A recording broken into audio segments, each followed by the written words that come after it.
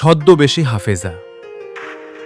আমি অনেক কিছু জানার পরও তাকে ছেড়ে দিইনি, কারণ সে কেঁদে কেঁদে শুধু একটাই কথা বলেছিল, আমি তোমার সাথে সত্যি থাকতে চাই, আমি বদলাতে চাই। তার চোখের সেই কান্না দেখে আমি সব ভুলে গেলাম।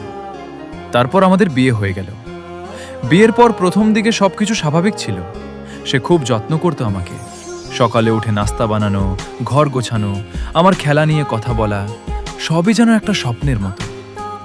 কিন্তু ধীরে ধীরে আবার সেই অস্বস্তিটা ফিরে আসলো। সে নামাজ পড়তো, কিন্তু ঠিক নিয়মে না। কখনো আমি দেখতাম সে শুধু দাঁড়িয়ে থাকে, কিন্তু মুখে কিছু বলে না। আবার কখনো কুরআন খুলে বসে থাকে, কিন্তু চোখ অন্যদিকে।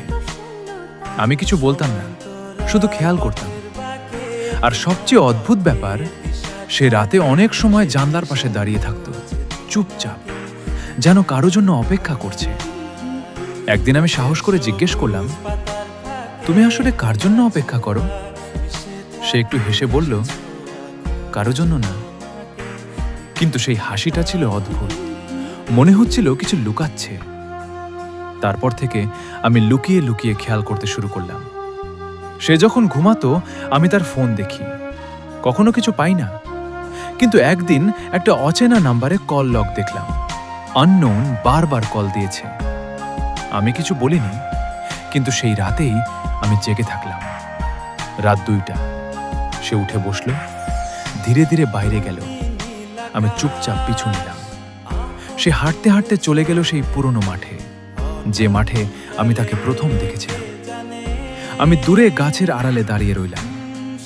তারপর যা দেখলাম, আমি থমকে গেলাম। মাঠের মাঝখানে সে দাঁড়িয়ে আছে, আর তার সামনে একজন অচেনা মানুষ, কালো পোশাক, মুখ দেখা যাচ্ছে না। আমি শুনলাম সে বলছে, সব ঠিক আছে তো? আমার স্ত্রী ধীরে বলল, হ্যাঁ, কিন্তু আমি আর কতদিন লুকিয়ে থাকবো? আমি চমকে গেলাম। লুকিয়ে থাকবো মানে কি? আমি আরেকটু এগিয়ে গেলাম। হঠাৎ আমার পায়ের নিচে শুকনো পাতা ভেঙে শব্দ হলো। দুজনেই ঘুরে তাকালো। আমি ধরা পড়ে গেলাম।